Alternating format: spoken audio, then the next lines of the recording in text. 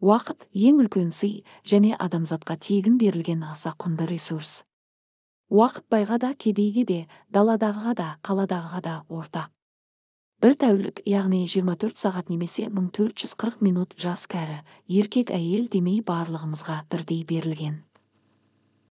Қолыңызды көкірегіңізге қойып, жүрек қағысын тыңдаңыз. Дүрс, әрбір тыныс алған деміңізге мән беріңіз.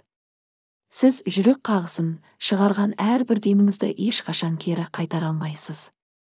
Жиған байлығыңды жоғалтсаң, еңбектеніп орнын қайта толтыруға болады. Достарыңды жоғалтсаң, олардың орнына жаңа достар табылады.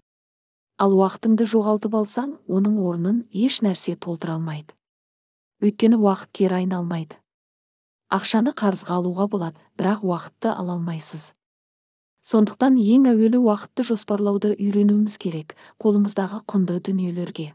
Барынша мұқияттық танытатынымыз айтпаса да түсінікті.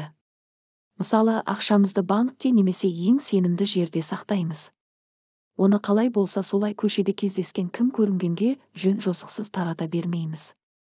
Алайда құр босқа жоғалтқан жастық шақ пен күш қайратына, есірткен уақытына адамдар қайғырып жатпайды.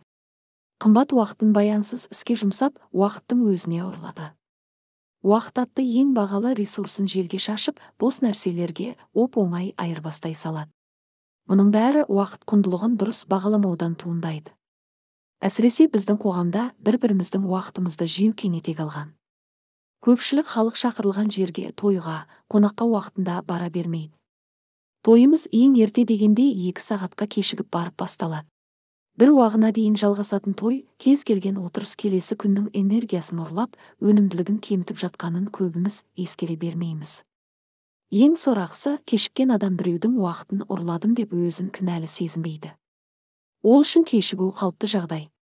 Мұндай қоғамда ешқашан дамуда, алға жылжуда болмайды.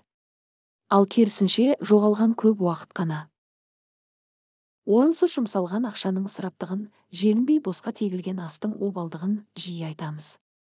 Ал уақыттың ше? Есіл кеткен уақыттың ысыраптығы мен обалдығы неліктен жиі айтылып, әрбіріміздің бас уайымымызға айналмайды. Уақыт адам баласына жаратушы тарапынан берілген ұлы нығмет. Ақыретте бұл нығметтен сөзсіз сұраламыз. Алла елшісінің салаллаху алейхи уә сәләм бір хадисінде былай делінеді: қиямет күні адам баласы мына нәрселерден сұралып, есебін толық бермейінше Алланың құзырынан жіберілмейді.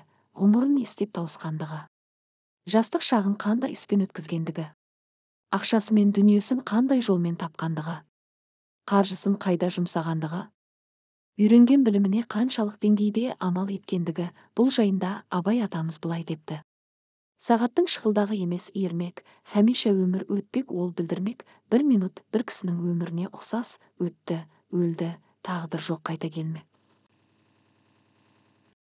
Сағаттың өзі ұры шықылдаған, өмірді білдірмеген, күнде ұрлаған.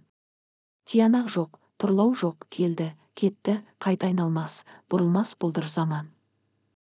Видео ұнаса каналға тіркеліп, лайк басып, пікіріңіз болса жаза кетіңіз.